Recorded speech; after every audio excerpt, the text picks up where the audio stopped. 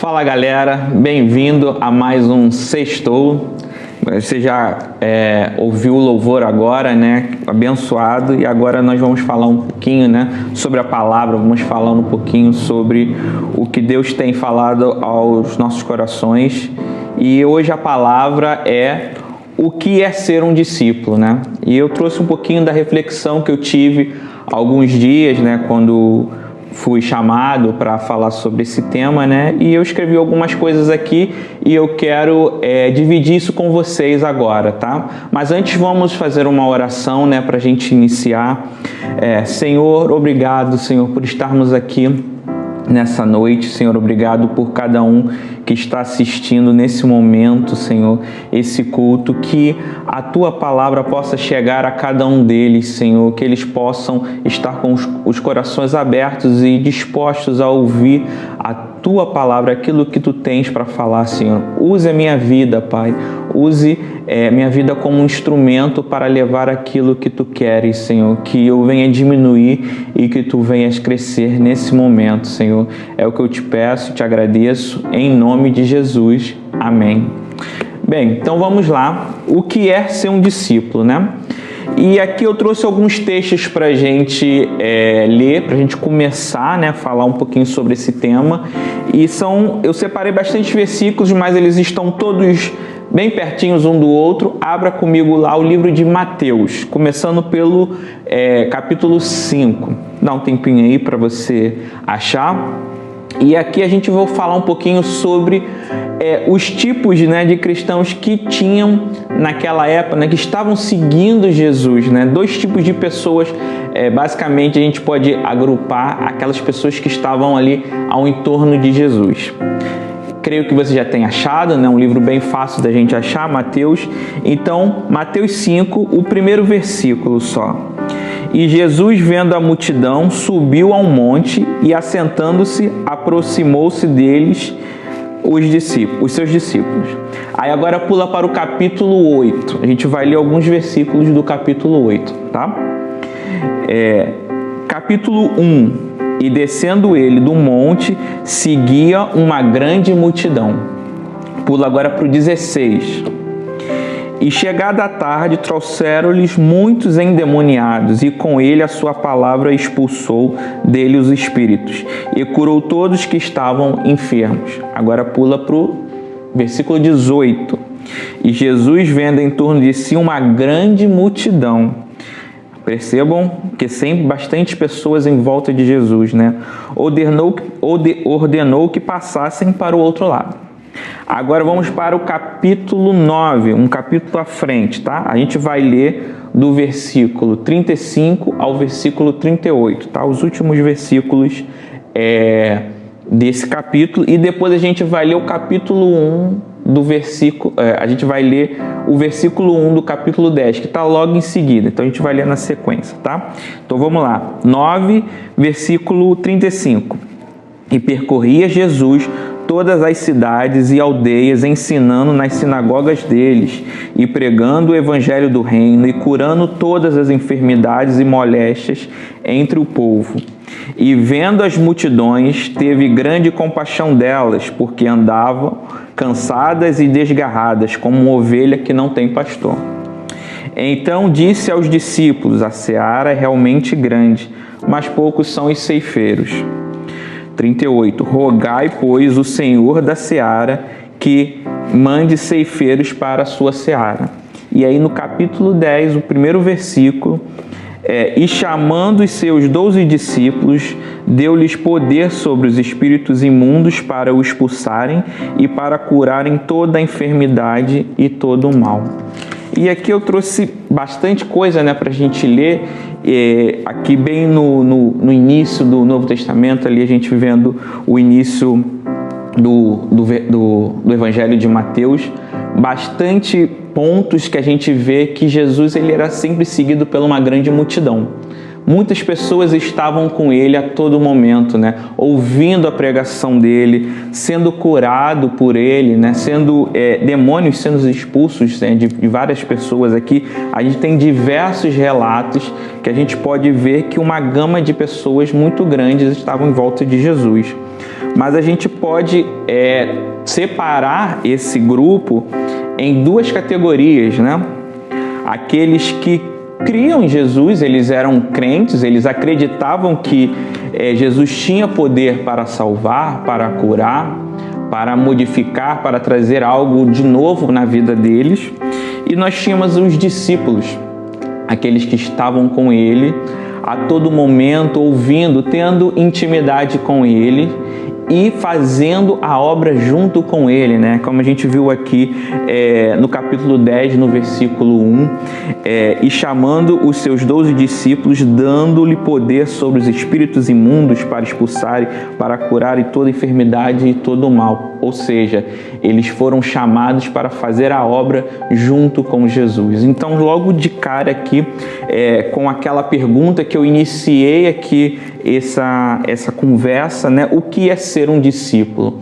Então, a gente já vê que não basta a gente somente crer, né, em Jesus como Senhor e Salvador, ou como Ele é alguém que é capaz de fazer maravilhas, que de fato todas essas pessoas aqui acreditavam em Jesus como alguém poderoso para fazer milagres, mas poucos aqui foram chamados de discípulos. Dessa multidão que a gente vê aqui que seguia Jesus, a gente percebe que só tinham 12 discípulos, né, no início, né? E esses 12 multiplicaram esse legado, né, deixado por Jesus.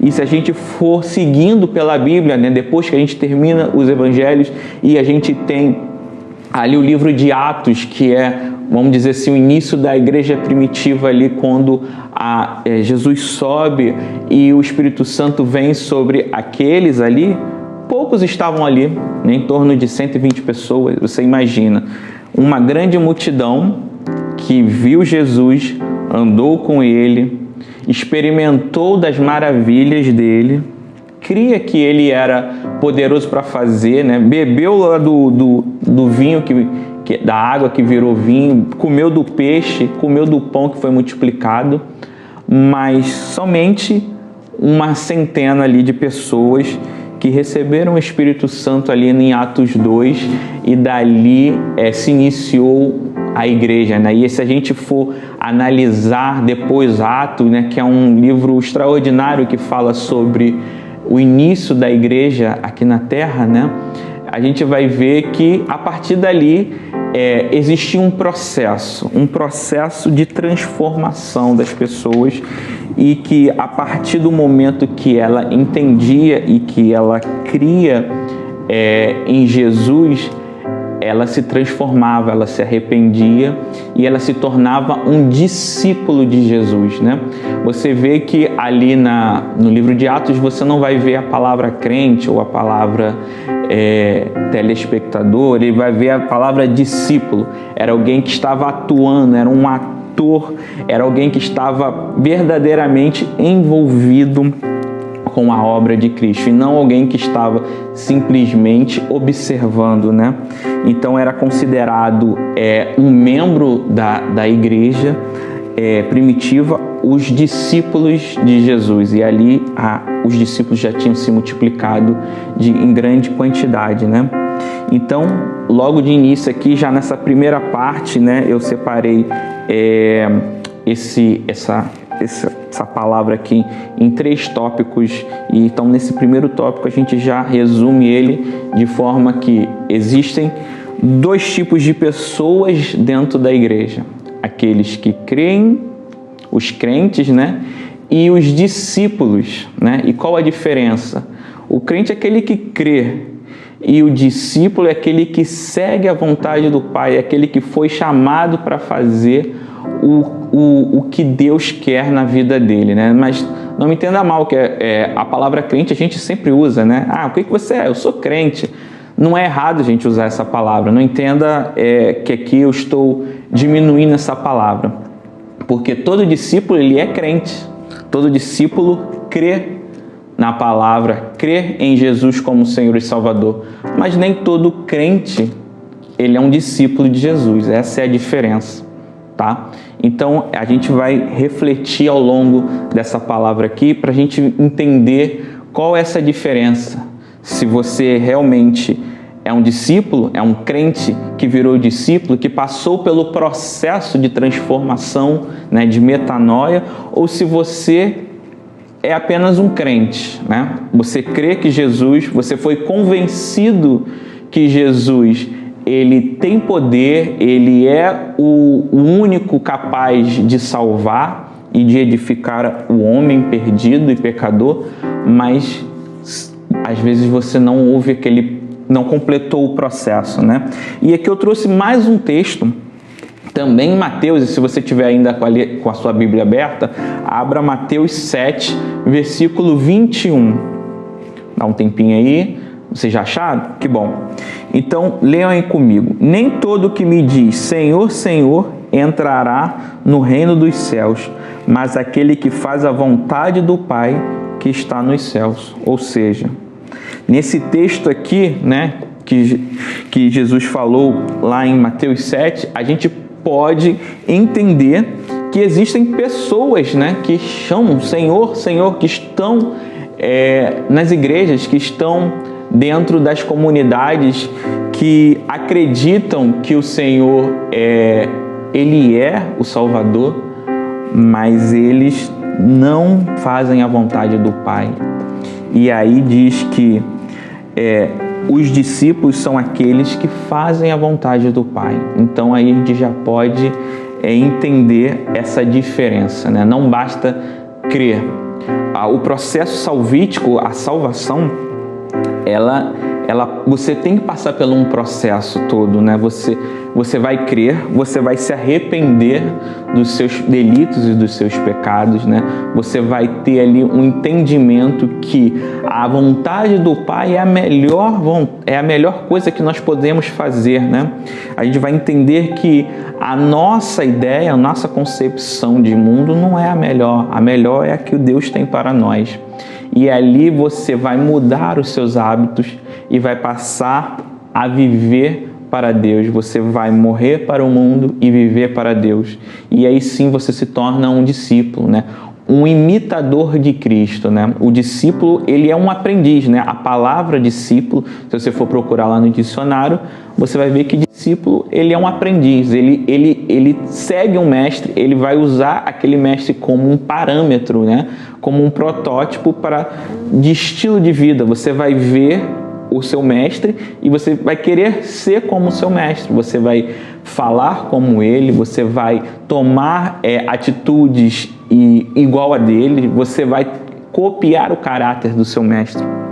Então o discípulo, ele vai fazer isso, ele vai não somente crer, mas ele vai viver aquilo que Deus tem feito, tem colocado na sua palavra, né? Viver a palavra, essa é a palavra, né? É o start, é o diferencial, né?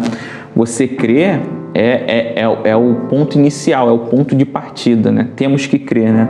Temos que ter esse entendimento, né? Mas quando a gente não tem essa passagem, né, de crente para discípulo, é como se você não tivesse crido verdadeiramente, mas em si convencido, né? E, infelizmente, existem muitas pessoas que estão nas igrejas hoje que foram convencidos que Jesus é o Senhor e Salvador, né? Eles entendem, eles puderam ver por milagres que aconteceram com eles ou com pessoas em volta deles, ou então eles leram a palavra ou alguém pregou para eles e eles foram convencidos de que esse é o caminho. Mas não houve uma mudança de coração dessas pessoas. E aí que é o problema. Aí que são essas pessoas aqui, né, que Jesus está falando, que vai chamar Senhor, Senhor, mas elas talvez não vão entrar no reino do céu, como está escrito lá em Apocalipse, que diz que pessoas que trabalharam, que curaram, que estavam no meio eclesiástico, mas que Deus vai falar: apartai-vos de mim, porque eu não vos conheço. Ou seja, eles não eram íntimos de Jesus, eles não eram discípulos de Jesus, né? Então percebam que para a gente finalizar essa parte aqui, somente crer não é o suficiente, tem que ter mudança de vida, né? Até porque tem pessoas que não estão na igreja e elas são crentes, elas acreditam. Você pode perguntar às vezes pessoas que estão no mundo: você crê em Jesus? Ele vai falar: sim, eu creio que ele é filho de Deus, eu creio que ele é o Salvador. Mas então por que você não segue, não está numa igreja, não segue a palavra? Aí vai vir as desculpas, vai vir os conceitos próprios, né? Que ela acha que, às vezes, vai falar que a Bíblia precisa ser atualizada, né? Essas coisas que a gente escuta aí por aí, esses absurdos. Ou então que não concorda com determinadas coisas, ou então que vai falar mal das igrejas, instituições terrenas, vai ficar apontando os defeitos. Enfim, diversas coisas, né? Porque a gente começa a colocar os nossos conceitos, os nossos entendimentos de mundo na frente dessa crença que Jesus é o verdadeiro caminho, né? Então isso cria um impeditivo e cria uma barreira da virada de chave entre um crente e um discípulo. Então, vamos atentar para isso, né? Não vamos deixar que os nossos conceitos e nossas ideias de mundo venham impedir que a gente entre nos céus, que a gente receba a salvação, né? E que a gente seja instrumentos na mão do Senhor, sendo um discípulo, mas que a gente venha entender que Ele, né, o Pai, Ele tem o entendimento de todas as coisas, conhecimento de passado, presente e futuro. Então Ele sabe o que é melhor para a gente, Ele sabe o caminho verdadeiro. Então, aceite, renda-se à vontade do Pai, faça aquilo que Ele tem te chamado para fazer, e aí sim você será chamado um discípulo dele no dia da vinda dele, né, em que Ele vai falar: venha, benditos do meu Pai, certo?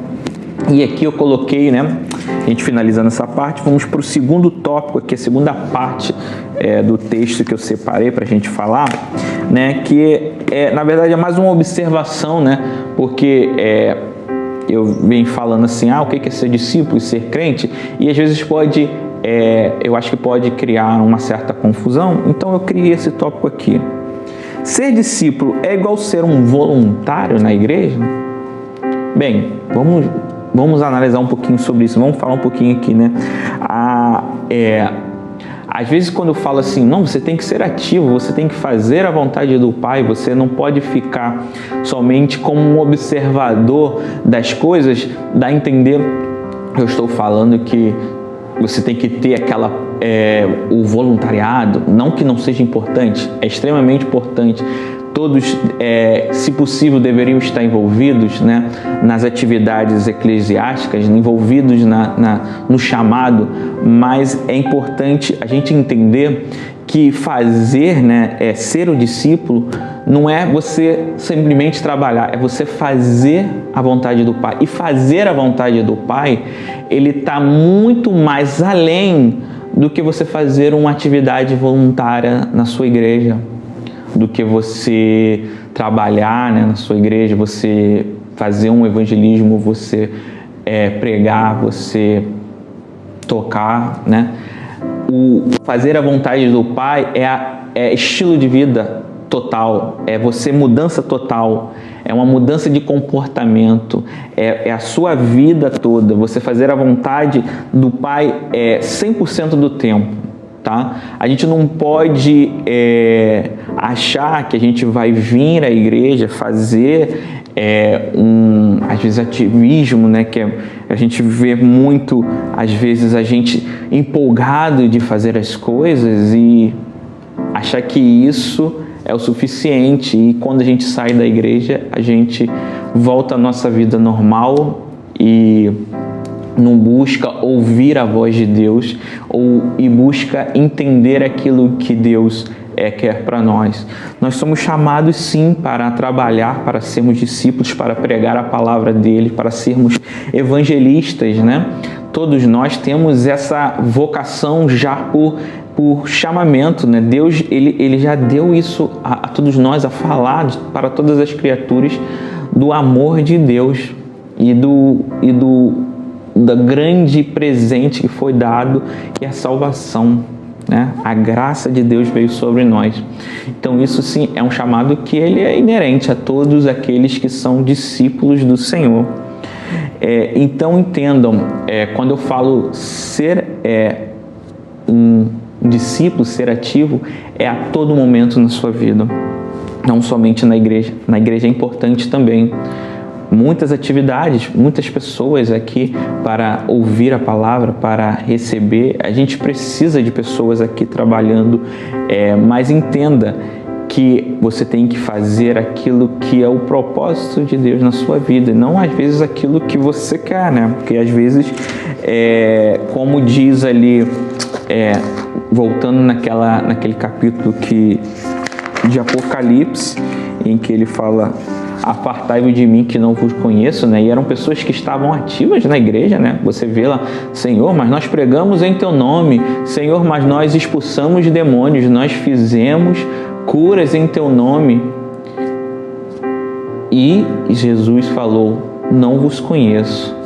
Porque muitas vezes a gente tem nas igrejas esse ativismo, né? Que às vezes a gente está fazendo a vontade do nosso coração e não a vontade daquilo, a vontade do Pai para nós, né? Aquilo que realmente Deus quer para nós. Então nós temos que buscar a presença dele em primeiro lugar, buscar entender a palavra dele e ouvir a voz dele, e aí, conforme a gente se aproxima dele, ele se aproximará de nós e ele mostrará aquilo que ele quer de nós na sua obra. Entenda, às vezes vai ser algo diferente do que você imagina ou do que você gostaria de fazer, né? E aí que vem aquela máxima, né? De morrer para você, né? Para viver para ele. Você está disposto, às vezes, a abrir mão daquilo que você gostaria de estar fazendo para fazer aquilo que Deus está te chamando para fazer, aquilo que realmente está sendo necessário naquela comunidade, naquele momento. Então, é isso que é o importante. Não entenda discípulo como apenas atividades dentro da igreja, mas entenda ser discípulo como fazer a vontade do Pai, independente da sua vontade, porque às vezes a vontade do Pai não vai ser a mesma da nossa. Beleza? Então esse ponto a gente finaliza e agora a gente vai para a última parte, né? Que eu separei aqui, que é até uma parte maior que a gente vai falar bastante aqui, quais são as características desse discípulo, né?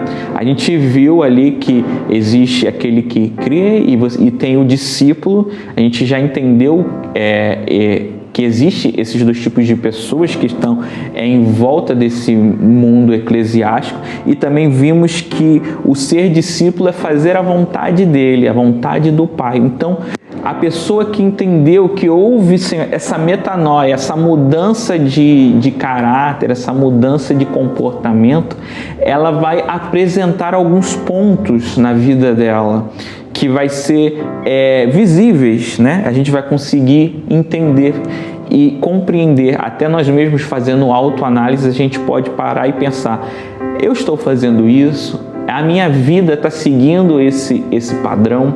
E a gente pode ver se realmente a gente tem sido um verdadeiro discípulo ou se a gente ainda está falhando nessa mudança de chave, né? Então vamos refletir um pouquinho hoje. Eu separei aqui 3 características de que a gente pode dizer que uma pessoa precisa ter para ser um discípulo de Jesus, né? E vamos à primeira dela, que é essencial: amar a Jesus sobre todas as coisas.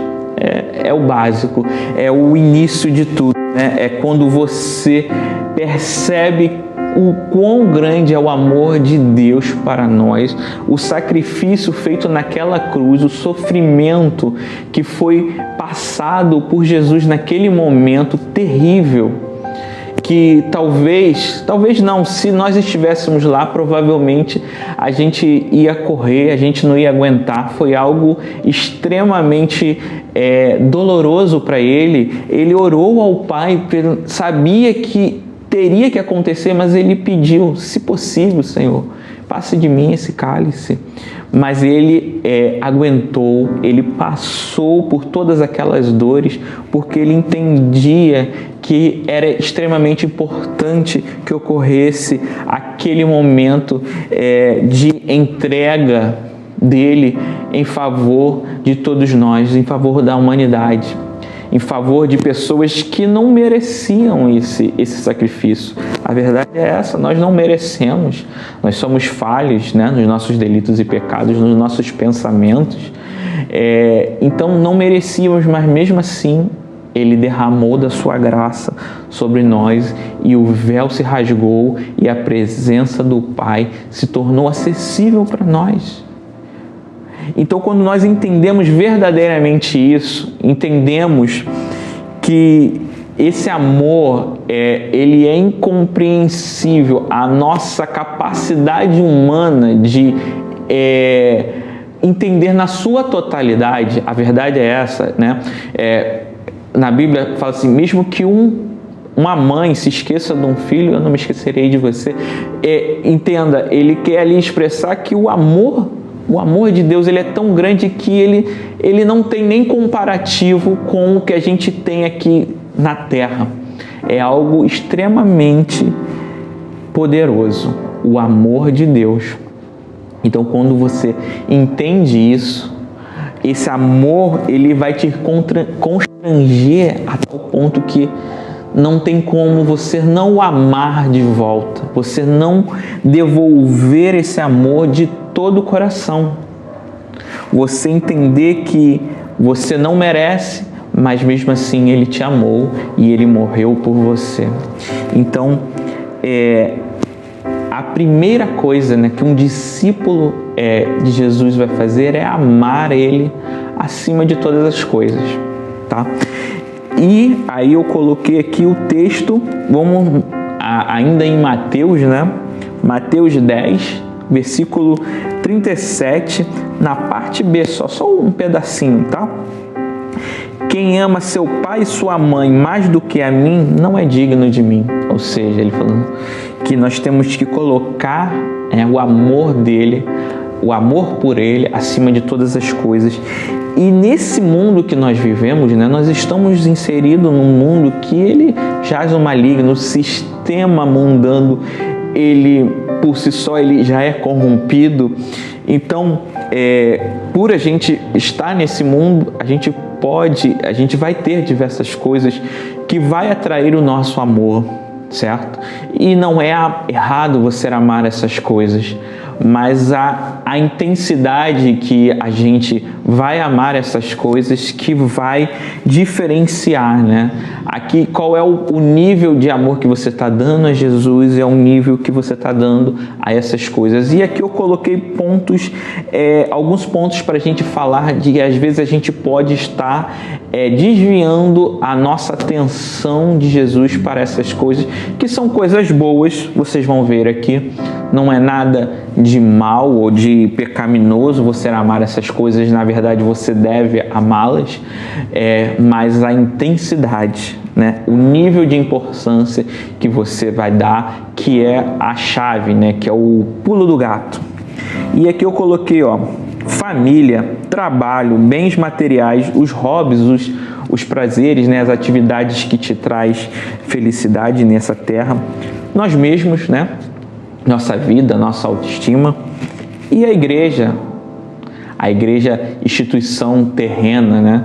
São coisas que a gente ama nesse mundo e que a gente busca ter aqui nessa terra, mas qual é o nível, né, de importância que você tem dado para elas em comparação a Jesus, né? E aqui vamos um pouquinho, né, falar um pouquinho sobre essas características, né? Vamos aqui pelo primeiro, né, que eu coloquei, a família, né? A família ela é essencial, ela é um projeto de Deus. Nós temos que amar a nossa família, né? Mas Jesus, ele tem que estar acima dela, né? Nós não podemos usar o nosso amor, a nossa família, como pedra de tropeço para não fazer a vontade do Pai, né? Às vezes a nossa família, ela pode, o amor que nós temos por ela, né? Pode às vezes nos desviar de fazer algo que Deus tem pedido a gente para fazer, né?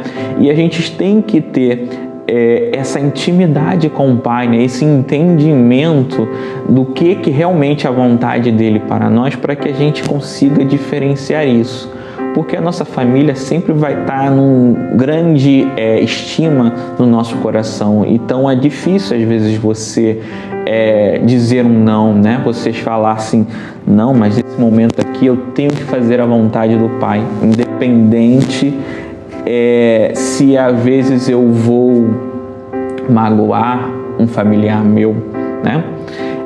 A vontade de fazer a vontade do Pai, ela tem que ser maior no nosso coração do que a vontade de agradar os nossos familiares. A verdade é essa. Eles são peças importantes nas nossas vidas, mas Jesus tem que estar acima deles para que a gente consiga ser um discípulo verdadeiro. Tá?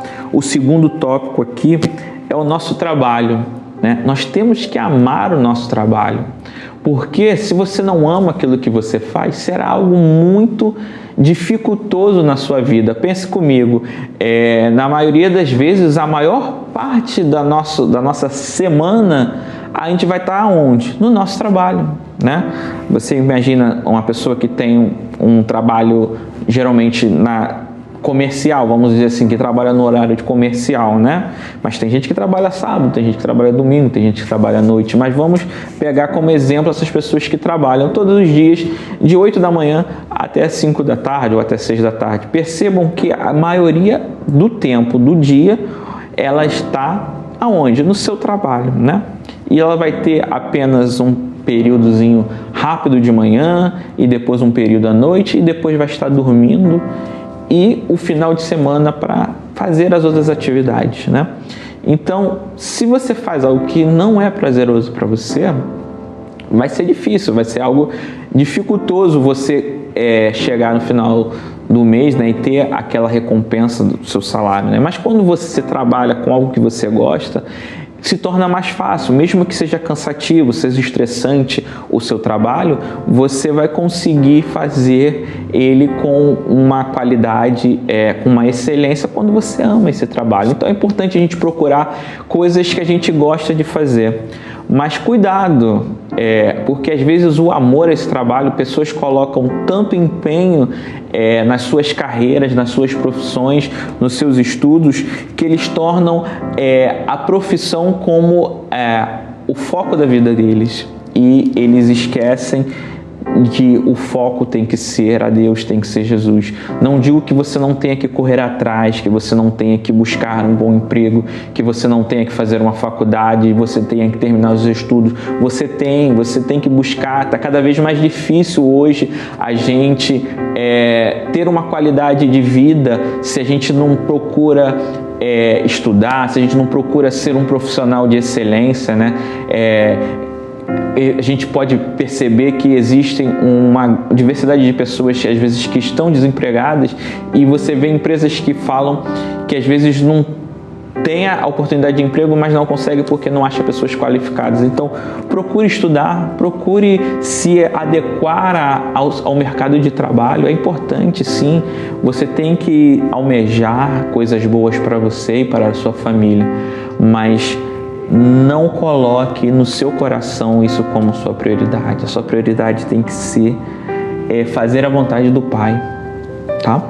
Às vezes, Deus vai usar o seu trabalho para que você faça a vontade dele através desse trabalho. Esse trabalho talvez vai te trazer uma ferramenta, né, uma habilidade que você não tinha, e essa habilidade você vai usar na tua igreja, você vai usar para pregar, né?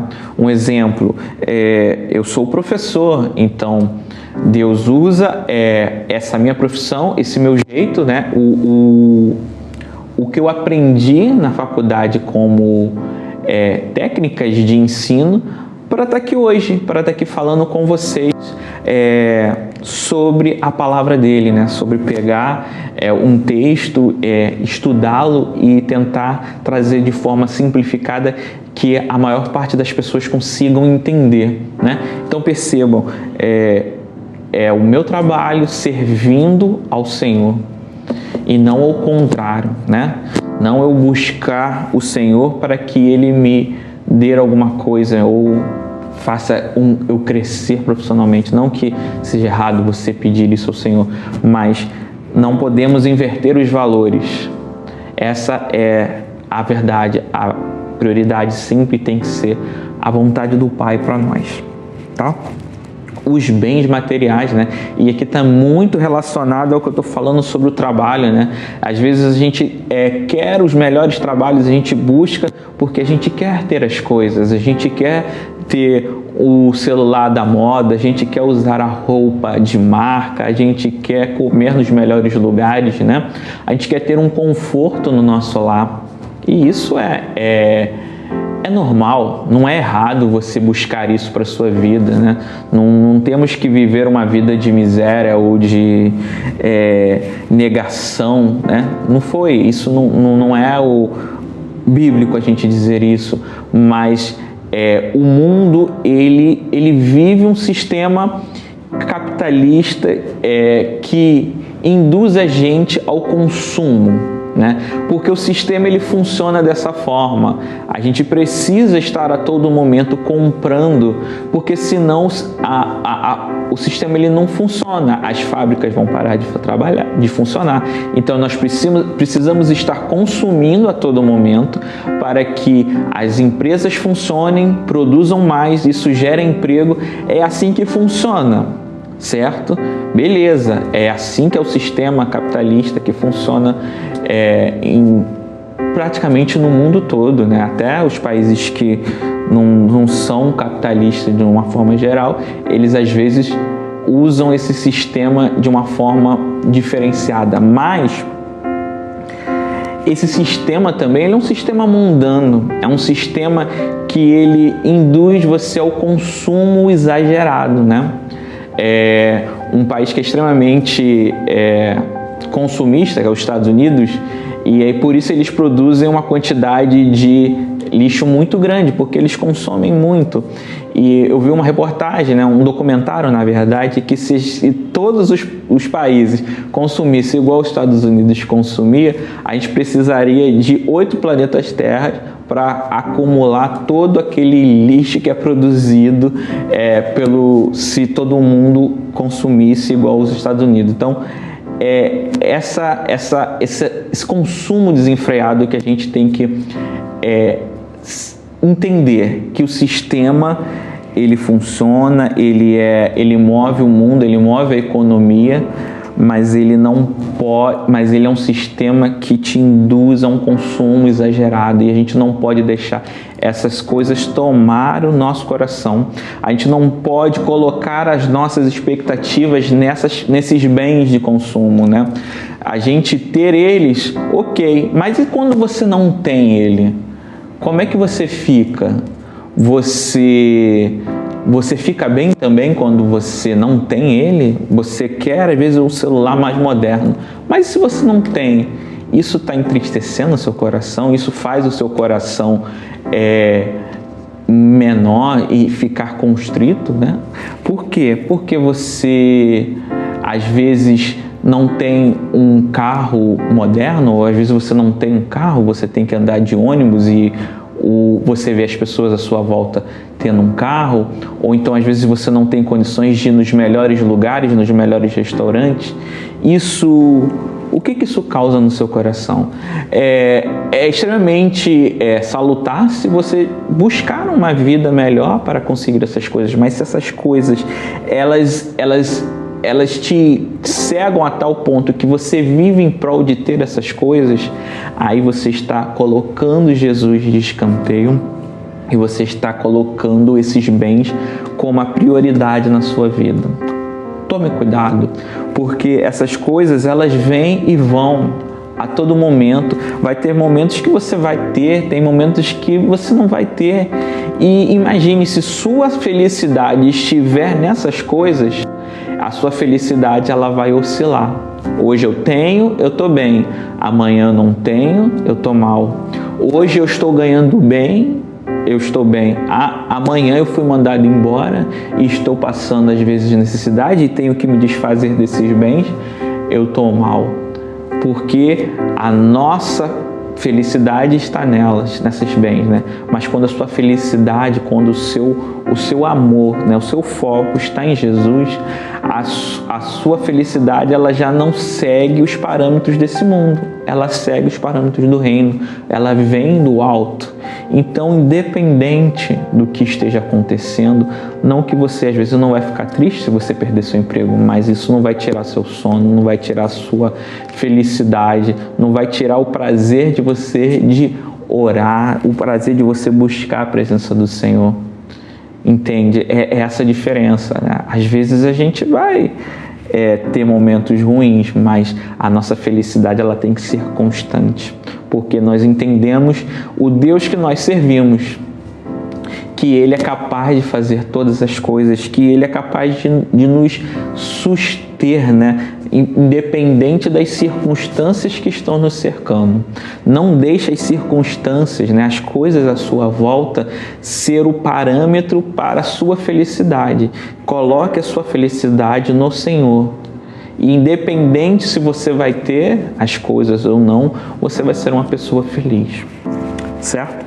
E aqui eu coloquei os hobbies, né? Ou então a gente pode pegar aqui de uma forma mais ampla o entretenimento de uma forma geral, né? Eu posso até dizer que é um dos males desse século, o entretenimento de forma exagerada, né? A internet, ela veio, né? E hoje a gente já está vendo até a internet das coisas, equipamentos que antigamente não tinham internet e agora tem, as coisas estão ficando cada vez mais conectadas. Isso traz diversas vantagens e diversos benefícios para a nossa vida, né? Hoje você está assistindo da sua casa essa pregação devido à internet, então percebam que é uma ferramenta excelente, né? Esses dias eu estava pensando, qual foi a última vez que eu fui ao banco pagar uma conta? E eu não lembro, eu tentei recordar e não consegui lembrar, porque hoje a gente consegue fazer tudo pelo nosso celular, de uma forma prática e rápida, né? A gente não precisa sair de casa às vezes para pagar um boleto, né? A gente consegue manusear nosso dinheiro, nosso pagamento, tudo através de movimentos pelo celular. Olha que facilidade! Hoje em dia a gente às vezes pode pedir comida, pode fazer compra de mercado, pode comprar eletrodomésticos pela internet. Nós podemos evangelizar pela internet. Às vezes você está ouvindo essa pregação aqui, você vai tocar no seu coração e lembrar de uma pessoa e você vai passar o link e essa pessoa pode ouvir, ser tocada e aceitar a Jesus como Senhor e Salvador. Perceba que a internet ela é uma ferramenta extremamente importante. Só que ela também trouxe um momento na sociedade em que nós estamos 100% do tempo online. Isso é fato. A maioria das pessoas hoje, elas estão conectadas a todo o momento. E com isso, ela tem acesso ao entretenimento, às coisas que elas gostam, os hobbies delas, elas têm acesso a todo momento. E isso cria uma expectativa de, a todo momento, nós sermos saciados por algo interessante, né? Nós nos entediamos muito rápido, né? Não é como antigamente que a gente às vezes sentava. Eu sou um pouco mais velho, né? Eu sou da época que não tinha internet, de você sentar na calçada e só ficar conversando, sem ter muito assunto, às vezes, como a gente falava assim, perdendo tempo, né? Ou jogando papo fora. E hoje em dia não tem isso. Todo tempo ele é ocupado por algum entretenimento, né? Se você está entediado, você vai pegar o seu celular e ali você vai ter acesso a filmes, a séries, a música, né?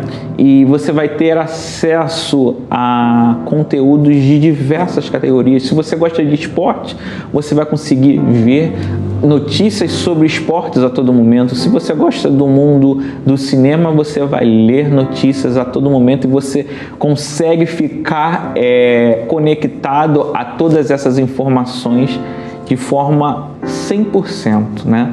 Às vezes a gente até sente uma falta quando a gente esquece o celular, né? Ou então quando acaba a bateria. Um exemplo, na escola, né? Como eu disse, eu sou professor,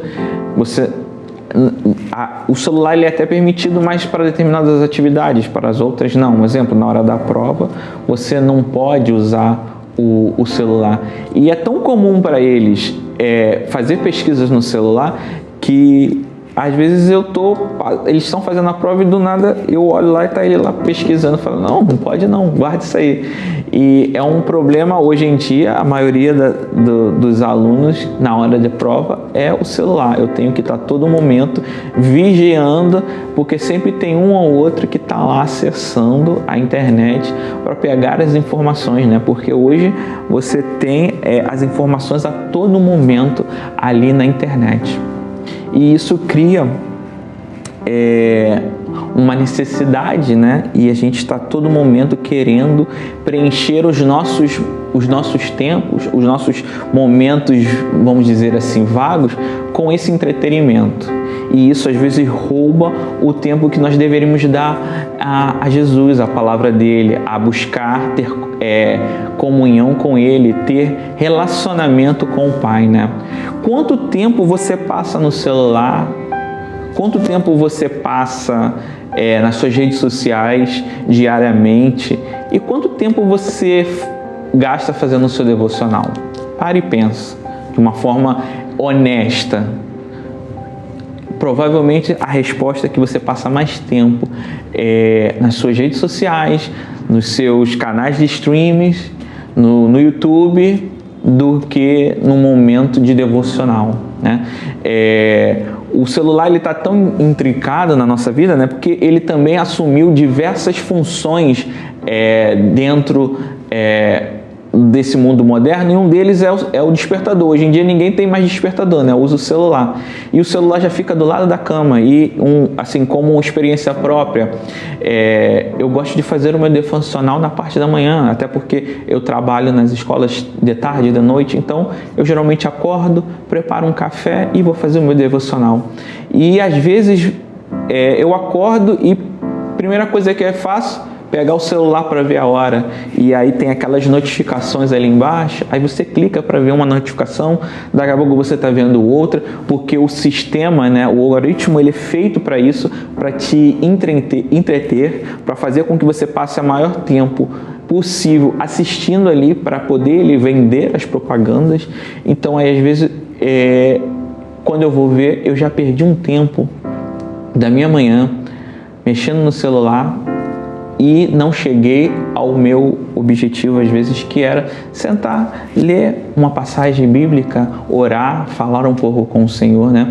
E isso às vezes acontece, não vou negar que não aconteça, já aconteceu algumas vezes, e às vezes eu procuro não mexer no meu celular quando eu acordo, né? A tentação é grande, porque ele fica ali do lado, sendo carregado, mas às vezes eu acordo, não olho para ele, vou ao banheiro, faço meu café, deixo ele no silencioso até eu terminar meu devocional, porque eu sei que se eu tirar ele do silencioso, vai vir uma notificação, ele vai fazer um barulhinho, vai tirar minha atenção. E isso tem acontecido de uma forma geral na nossa vida, né? Essa ferramenta ela é extremamente útil e necessária nos dias de hoje, mas ela rouba a nossa atenção de uma forma exagerada. E a gente tem que saber dosar isso. A gente tem que entender que a prioridade é o Senhor. A gente tem que entender que isso aqui a gente vai usar no nosso tempo livre. E a gente tem que entender que o momento que a gente passa com o Senhor não é o tempo livre. Você não vai dar o seu tempo livre. Eu tenho esse tempo livre aqui, eu vou fazer o devocional. Não, esse tempo ele tem que ser um tempo prioritário. Não, esse tempo aqui é o meu tempo com Deus, eu vou priorizar Ele. E quando eu terminar isso, eu vou acessar o meu computador, eu vou acessar meu celular, eu vou ver minha rede social. Não deixe que essas coisas roubem o seu tempo com o Pai. Nós precisamos ter experiências com Ele. Nós precisamos ler a palavra dEle, entender aquilo que Ele ensinou, o que Ele revelou através da sua palavra, porque o mundo está cada vez mais, vamos dizer, confrontante, né? Eu não sei se nem essa palavra é mais correta, mas ele está cada vez mais combatente às igrejas. E se você não tem um conhecimento da palavra, como é que você vai chegar e defender a sua fé? Como é que você vai dizer que eu creio, que você crê no Senhor, e explicar às vezes para uma pessoa que vai te colocar contra a parede se você não tem embasamento bíblico?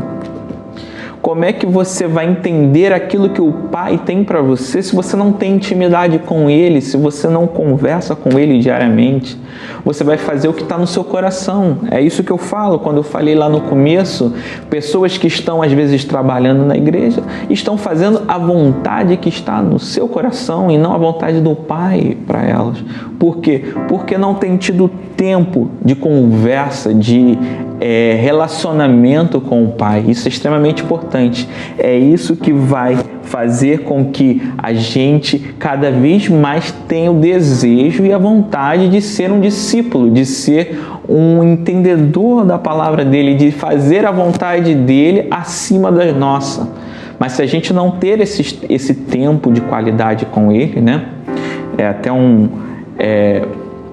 Tem as formas de expressão do amor, né? E uma delas é tempo de qualidade. Nós temos que ter essa expressão de amor. Você ter tempo de qualidade com o Pai é uma expressão de amor para com Ele. Você tem que demonstrar o seu amor para Ele, devotando pelo menos um pouco do seu tempo diariamente a estar com Ele, a falar com Ele numa oração, a poder aprender um pouco mais sobre a palavra dele.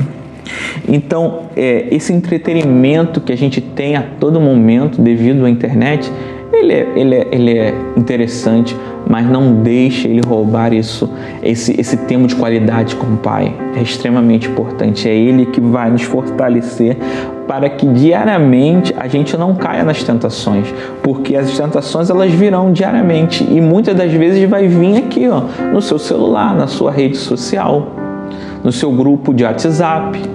E se você não tem esse tempo de qualidade antes, diário, você vai acabar caindo.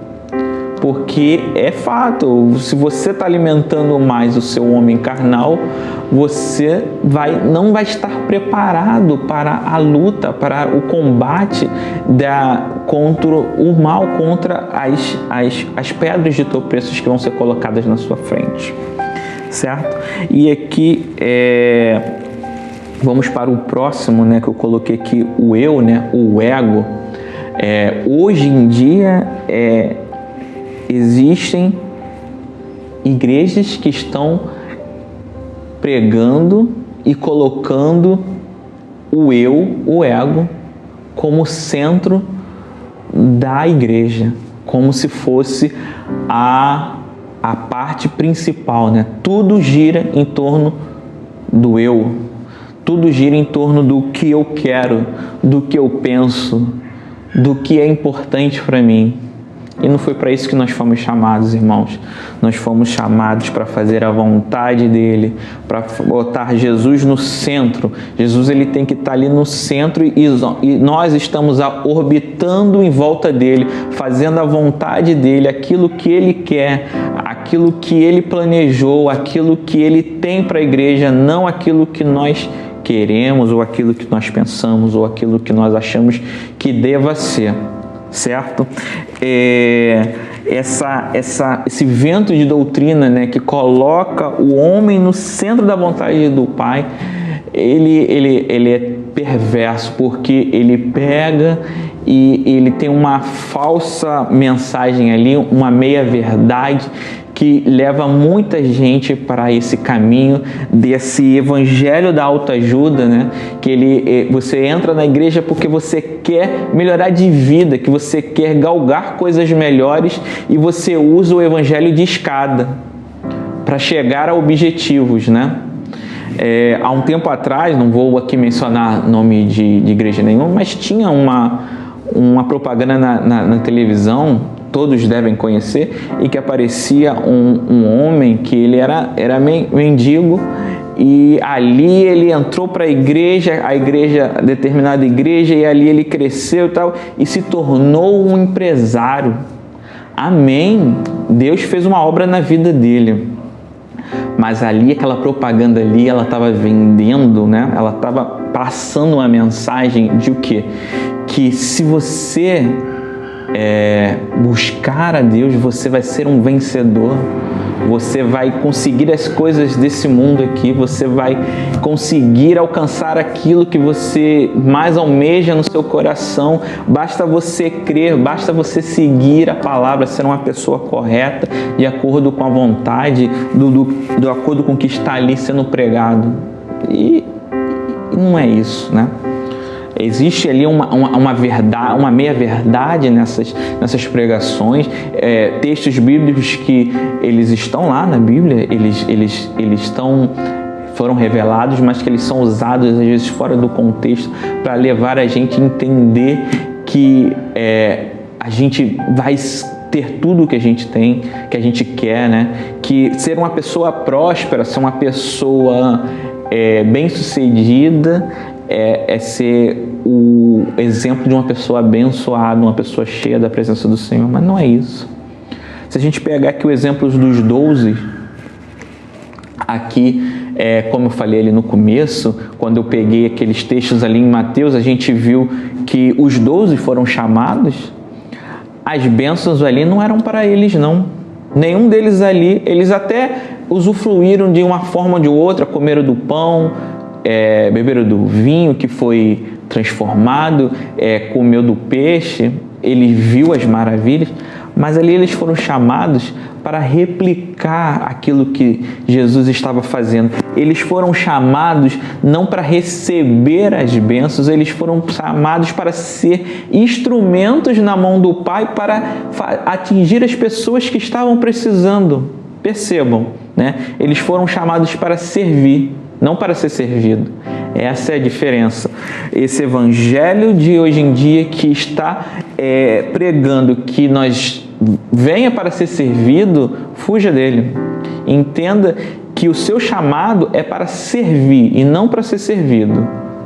As coisas virão, mas a prioridade é você servir ao Pai, é fazer a vontade dele, colocar ele no centro de todas as coisas e não se colocar no centro das coisas, porque aí você está tirando o foco do verdadeiro evangelho. E por último, né, aqui já um ponto também bem controverso, não devemos colocar a igreja, e aqui entenda a igreja como uma instituição terrena, não como a noiva de Cristo, mas a instituição, e aqui a gente tem a CIB e outras, né, diversas, colocar essa estrutura que a gente monta aqui na terra acima, às vezes, da vontade do Pai. Acontece? Acontece. Nós temos exemplos bíblicos que a gente pode falar. Os fariseus, eles tinham uma religiosidade cega que eles estavam tão presos àqueles dogmas, àquelas tradições, que eles ficaram cegos para ver o Messias que estava na frente deles. Ali, eles pregavam a vinda de um Messias, e quando o Messias veio, eles não foram capazes de vê-los, porque eles estavam muito engessados na religião, na tradição judaica daquela época, e eles não conseguiram entender a vinda do Pai. Outro exemplo, a vida de Paulo. Paulo, ele era temente ao Senhor, ele era um estudioso, estudou com os melhores professores da época, religião, ele tinha um entendimento e ele tinha no coração dele um anseio de fazer a obra, a ponto de ele sair matando os cristãos, porque no entendimento dele, aquilo ali era o correto a ser feito, porque ele entendia que aqueles cristãos ali estavam fora do propósito do que Deus tinha, até o ponto de Jesus ter que vir, né, e mostrar a ele que ele estava seguindo o caminho errado. O coração dele tinha o desejo correto, mas estava direcionado de uma forma errada. Às vezes nós queremos tanto e às vezes ficamos cegos a ponto de abraçar tanto a religiosidade e desviar o foco do que é o principal, que é Jesus. E às vezes a gente fica preso a esses dogmas, a essas tradições, e deixamos de ver um agir de Deus em determinados momentos, porque nós estamos presos a esse tradicionalismo. Então temos que ter cuidado com isso. Não é que a gente não tenha que ter a tradição, que a gente respeitar e buscar entender e absorver, ela é importante para a história, né? A história é extremamente importante, a gente estudar a história, a gente receber esse ensinamento que vem de gerações em geração, esse histórico de vida de pessoas que estão nesse mundo há mais tempo que nós, né? E aqui eu creio que muitos dos que estão assistindo nesse momento são jovens, né? Esse culto ele tem essa pegada de um público mais jovem, e às vezes o jovem, né? Ele tem o ímpeto, né, de inovar, de fazer algo novo, de fazer algo que queima no coração dele, de fazer algo, e às vezes a gente fica nesse conflito entre o novo e a tradição, e a gente tem que ter esse entendimento, né? A gente tem que respeitar, a gente tem que acolher a tradição, mas ela não pode ser vamos dizer, algo que vai impedir o crescimento da obra, da vontade que o Pai tem para um determinado local, certo? Então, com isso a gente fecha esse primeiro ponto aqui, né, que é uma característica. Tudo isso aqui coloque o Pai, coloque Jesus na frente de todas essas coisas. Nosso amor tem que estar acima de todas essas coisas. E aí sim a gente vai ser um discípulo. Uma segunda característica que o discípulo tem é a obediência à palavra de Deus. E aqui eu peguei um texto em João 8, versículo 31.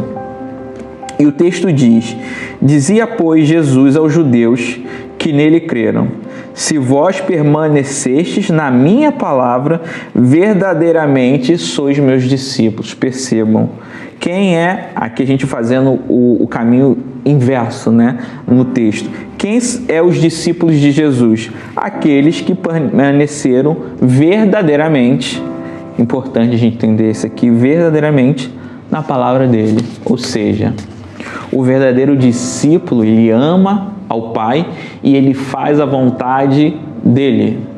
Ele obedece o que está na palavra dele. Nós temos que entender que a Bíblia é a palavra de Deus, é a vontade revelada do Pai para nós. A Bíblia ela é completa, ela é inerrante, ela é atemporal, não tem como você dizer, ela não precisa ser atualizada. Não, a Bíblia ela é atemporal, ela serve hoje, vai servir amanhã, serviu no passado, ela vai servir sempre, porque ela é a vontade revelada do Pai para nós, e nós não podemos escolher aquilo que a gente quer e aquilo que a gente não quer seguir. Nós temos que seguir fielmente, aqui de Gênesis a Apocalipse. Alguns momentos a gente vai ler e isso vai bater de frente com coisas que a gente aprendeu, que a gente acredita, e aí vem a questão ali, a parte importante, né? Vamos dizer aqui. você vai ler, você às vezes vai falar assim, mas Senhor, eu não entendi, ou então assim, a minha concepção do que eu aprendi no mundo ou na minha família não é assim. Mas aí a gente tem que entender, se você realmente ama Jesus, você entende que a Bíblia é a vontade dele, é a vontade revelada do Pai para nós, você vai entender que essa é a melhor coisa que você pode fazer, e às vezes você tem que abrir mão dos conceitos que nós fomos moldados durante muito tempo, né? Às vezes a pessoa passou uma vida inteira no mundo e quando ela volta, quando ela vem para Jesus, ela vai vir cheia de conceitos, de ideias, de como que as coisas são e como elas devem ser feitas. Só que o que é ensinado aqui, muitas das vezes, ele vai confrontar do que é ensinado nesse mundo. E aí é um problema grave, porque você tem que ficar ali entre mas aí eu vou fazer conforme o que está na Bíblia e eu vou ir contra os meus familiares, ou eu vou ser julgado no meu trabalho ou aonde eu estudo. Sim, o mundo ele pensa diferente do reino. A pessoa que vive no reino, ela vai viver à margem da sociedade. Você vai ser um marginal. Marginal é quem está à margem, né? O marginal, que a gente usa aqui o termo para pessoas que estão cometendo um crime, é porque eles estão à margem da lei, ou seja, nós temos aqui um parâmetro que a lei, ele está fora da lei, ele está seguindo a margem, ele é um marginal, ele é um pária da sociedade, ele é alguém que não é bem visto na sociedade. E a gente que quer ser inserido no reino, que é um plano diferente, é uma conduta moral diferente do que a gente vive nesse mundo, você tem que entender que muitas das vezes você vai bater de frente com coisas que são diferentes do que você aprendeu na Bíblia. E é aí que vem a questão e que vem o último tópico aqui que eu vou falar. Amar como ele amou, né? Nós temos que amar as pessoas e ter entendimentos que elas são diferentes da gente, mas nós temos que manter firmes, né, a nossa convicção de que a vontade do Pai é a melhor coisa. Aquilo que foi revelado através da sua palavra é o correto a se seguir. E aceitar que isso vai nos separar desse mundo, vai fazer com que em alguns momentos nós não sejamos bem aceitos em determinados lugares, mas é um preço a se pagar. Nós não conseguimos agradar ao mundo e agradar a Jesus ao mesmo tempo. Não dá para você agradar a dois senhores. Ou você, ou o mundo, o sistema mundano é o seu Senhor, ou Jesus é. Se você tentar agradar os dois, sabe o que vai acontecer? Você não vai agradar nenhum dos dois e você vai ser uma pessoa triste, uma pessoa que não vai conseguir atingir nenhum objetivo. Por quê? Porque você vai ficar no meio do muro, você não vai agradar a Jesus com isso, porque você não está sendo fiel à palavra dele na sua totalidade, e ele quer que você verdadeiramente viva a vontade dele, e você não vai estar fazendo isso. Então você vai estar no meio do caminho ali, do processo salvítico, né? Você creu, você se arrependeu ali mais ou menos, mas você escolhe ali aquilo que você segue, aquilo que você não segue, ou seja, você não virou um discípulo, você está no meio do processo. E isso é perigoso, você viver a vida toda no meio desse processo. Nós temos que evoluir, nós temos que crescer, a gente tem que estar a todo momento galgando melhorias. né, vamos dizer assim, promoções no reino do Pai. Nós temos que entender que o nosso objetivo na igreja é sermos igual a Cristo. Então, se você parou no tempo, vamos dizer assim, não, para mim já cheguei aonde eu queria. Então, isso significa o quê? Que você já é igual a Cristo, você já está pronto para subir, só está aguardando a sua chamada. Então, se não, então é um processo que ele é contínuo por toda a nossa vida. A gente vai galgando crescimento espiritual e para se tornar cada vez um discípulo melhor. Se você ficar escolhendo, você não vai conseguir progredir nesse processo e também você não vai agradar o mundo, porque você não vai usufruir dos prazeres que o mundo pode te oferecer, porque no mundo também tem os seus prazeres. Não é algo que vai te salvar ou que vai te levar a um bom caminho, mas que vai te trazer um prazer momentâneo nesse momento aqui que você está na Terra. Você pode escolher. Então você fica ali no meio termo. Você nem está com o pé totalmente no mundo e também não está com o pé na igreja, ou seja, você não usufrui na sua totalidade nem de uma coisa nem de outra. Percebam o quão ruim é isso, você ficar nesse meio termo. Então, se você realmente entendeu que Jesus é o caminho, priorize a vontade do Pai na sua vida. Entenda que você não vai conseguir agradar todo mundo.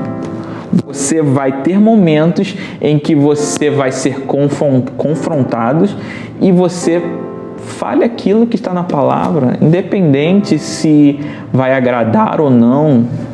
Nós temos que ter o amor no coração, né? Como eu disse aqui, que é o terceiro ponto que a gente já vai falar com mais detalhes. Amar como ele amou. Nós temos que amar o nosso próximo, e nosso próximo é todos, não é só aqueles que estão já no nosso grupinho, que estão dentro da nossa igreja ou que estão salvos junto com a gente, mas amar a todos, até aqueles que vai chegar e vai te confrontar. Nós temos que amá-lo, mas nós não podemos negar falar a verdade.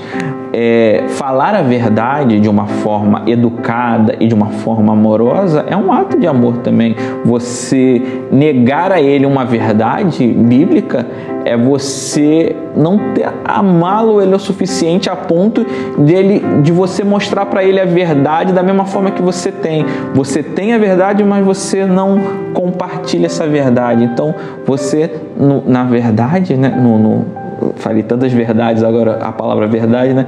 Mas o fato é que se você não se importa com aquela pessoa, você não vai falar a verdade para ela, você não vai falar do amor de Cristo para ela, não vai falar do que está aqui. Então, quando a gente fala, quando a gente prega, quando a gente deixa explícito a nossa opinião, a nossa conduta moral baseada na palavra do Senhor, nós estamos tendo um ato de amor com essas pessoas. E quando nós estamos vivendo, né, o que a gente está pregando, o que a gente está falando, você está mostrando um ato de amor maior ainda, porque você está sendo um exemplo aqui nessa terra do que deve ser feito, né? Porque às vezes a gente fala, mas a gente não pratica. E aí é um problema, porque aí você os nossos atos, eles são às vezes mais impactantes do que nossas palavras, né? E aqui eu entro, né, como eu já dei o spoiler do que é o último ponto, né? Como eu falei, amar a Deus acima de todas as coisas, obedecer à vontade dele, né? E aqui eu coloquei bem forte a palavra revelada dele na Bíblia. E por último, amar como ele amou, né? Nós temos que queimar no nosso coração o amor ao próximo, né? E aqui, essa parte aqui, ela é muito controversa, porque às vezes a gente fica numa visão muito superficial do que é amar o próximo. Tipo, eu não tenho nenhum inimigo, eu não estou chateado com ninguém, eu amo o meu próximo. Isso faz parte, mas amar o próximo, ele requer um nível, existe, né, uma camada mais profunda aí que a gente pode amar, né? Porque a gente busca o amor de Deus a todo momento, a gente está buscando, recebendo, né, essa graça imerecida, esse favor imerecido, esse perdão imerecido.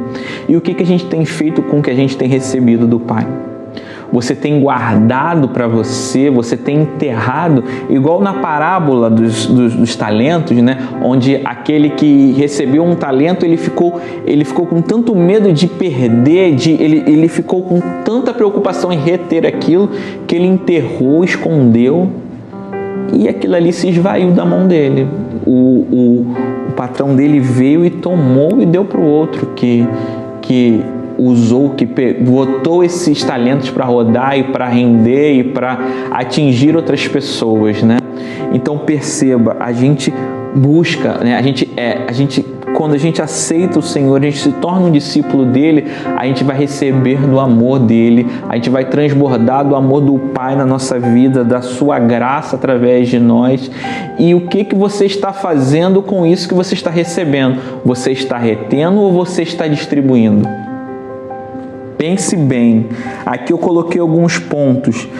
Temos sido egoístas buscando relacionamento com o Pai e não replicando esse sentimento com o próximo? Recebemos a salvação do Pai e isso nos enche de alegria, mas temos dividido essa alegria com as pessoas ao ponto delas quererem buscar essa mesma alegria, de quererem buscar a salvação. Nós temos sido um exemplo para as pessoas à nossa volta e elas verem, nossa, eu quero isso para a minha vida? O Pai tem sido generoso, dando muito mais do que pedimos ou pensamos. Mas nós temos sido generosos com o nosso próximo na mesma proporção? Nós somos perdoados pelo Senhor, mesmo sendo indignos e não merecedores. Entenda, a gente não merecia, mas o Pai nos perdoou. E nós temos perdoado as pessoas que têm feito algo contra nós, que mesmo ela não merecendo, a gente tem perdoado, ou a gente tem guardado o rancor e colocado o nosso ego na frente, falando, não, mas eu estou certo, essa pessoa, ela que está errada, ela que tem que me pedir perdão? Pense bem, o que você tem feito com o que você tem recebido do Pai? Eu acredito que todos que estão aqui nesse momento já tiveram momentos que receberam, sentiram o amor do Pai, e você passou isso para alguém? Você demonstrou o seu amor, ou esse amor que você tem recebido para alguém? Você foi generoso com alguém da mesma forma que o Pai foi generoso com você? Você abriu o seu coração e liberou o perdão no mesmo nível que Deus tem liberado perdão na sua vida? Pense bem nesses pontos. Temos que amar o nosso próximo, ter empatia com os que estão à nossa volta. E dividir aquilo que nós temos recebido do Pai, né? Quando você ama, você vai liberar essas bênçãos. Você não vai reter para você.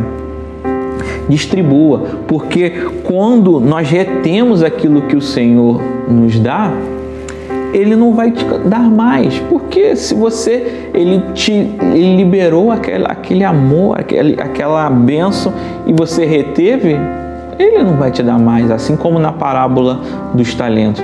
Mas se você recebe, e se você é um multiplicador, você é um discípulo dele, que você vai multiplicar e vai atingir, e vai ser um instrumento que vai replicar esse sentimento, isso que você tem recebido do Pai, você vai levar as pessoas para a sua volta, Ele vai liberar mais sobre você. Se você quer o amor do Pai, libera o amor para o seu próximo. Se você quer mais bênçãos materiais, seja generoso com o seu próximo. Quanto mais a gente distribuir, mais a gente vai receber dele. Esse é o caminho, é o fluxo.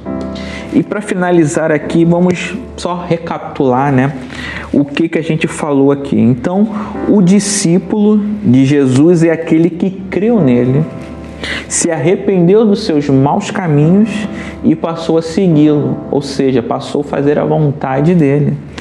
E quando a gente tem esse entendimento e a gente passa a ser um discípulo dele, a gente vai ter 3 características importantes na nossa vida, que é amá-lo acima de todas as coisas, fazer a vontade dele acima da nossa e amar as pessoas à nossa volta assim como ele nos ama. Entenda, então o discípulo ele tem que ter isso na vida. Ele tem que refletir isso na vida dele. Senão, se a gente não tem isso na nossa vida de forma clara, você não consegue ver que isso não está acontecendo na sua vida, algum desses pontos aqui que eu falei tocou no seu coração, perceba que você precisa ajustar. Você precisa estar mais focado na vontade do Pai. Eu quero agora orar com você. Vamos pedir ao Pai que Ele nos capacite, nos oriente a fazer isso, porque sejamos discípulos verdadeiros que fazem a vontade do Pai e que essas 3 características elas sejam marcantes na nossa vida a ponto que as pessoas possam ver isso nos nossos atos, nas nossas atitudes, nas nossas palavras. Feche os olhos, vamos orar. Senhor, meu Pai, obrigado por esse momento da Tua Palavra, Senhor, em que o Senhor, através desse momento, Senhor, veio falar aos nossos corações, veio mostrar, Senhor, através, Senhor, desses textos bíblicos que nós lemos aqui, o que é ser um verdadeiro discípulo, o que é fazer a vontade do Pai. Ah, Senhor, que nos nossos corações venham esse desejo venha queimar cada vez mais e que essas características de um verdadeiro discípulo venham se exacerbar no nosso coração, que venhamos colocar o Senhor na frente de todas essas outras coisas desse mundo, Pai, que elas não possam ser pedras de tropeço, Senhor, que o Senhor possa nos mostrar o verdadeiro caminho, que possamos usufruir dessas coisas, mas que elas não venham tomar o seu lugar de direito na nossa vida, que a Tua Palavra venha a ser guardada no nosso coração, Pai. Nos dê o entendimento que devemos buscar o entendimento na Tua Palavra, Senhor, que nós temos que estudar a Sua Palavra, porque só assim não vamos cair na tentação, Senhor. Vamos conseguir entender quando ventos de doutrina vierem, Senhor, e tentar nos desviar do Teu caminho, Senhor. Porque, Senhor, nós vamos conhecer a Tua Palavra e ela nos libertará, porque ela é a verdade revelada para nós. Senhor, que o nosso coração queime por liberar o perdão, o amor, a vontade do Pai que veio através da nossa busca, que a gente possa distribuir, Pai. Que nós sejamos generosos com o nosso próximo, que nós venhamos a amá-los assim como o Senhor nos ama e que o Senhor nos abençoa e que o Senhor nos perdoa, Pai. Que nós venhamos ter empatia e compaixão para o nosso próximo, entender que muitos à nossa volta, Senhor, ainda não têm a Ti, Senhor, e precisam de uma palavra. Que a gente possa ser um instrumento nas Suas mãos, para que mais vidas possam usufruir, possam sentir esse amor que a gente tem sentido nesse momento, que no nosso coração tenha o desejo de ganhar almas para Ti, que no nosso coração tenha o desejo de que mais pessoas possíveis possam sentir o Teu amor através da nossa vida, Senhor. Que possamos ser instrumentos nas Suas mãos, Senhor. Usa-nos, Senhor, verdadeiramente como os discípulos que somos, que o Senhor possa nos usar, Senhor, para que a Sua Palavra e para que a Sua obra seja feita aqui nessa terra e que possamos ser multiplicadores desse ensinamento e que cada vez mais novos discípulos sejam acrescentados. É isso que eu Te peço, Senhor, e Te agradeço em nome de Jesus. Amém, amém e amém. Fique na paz.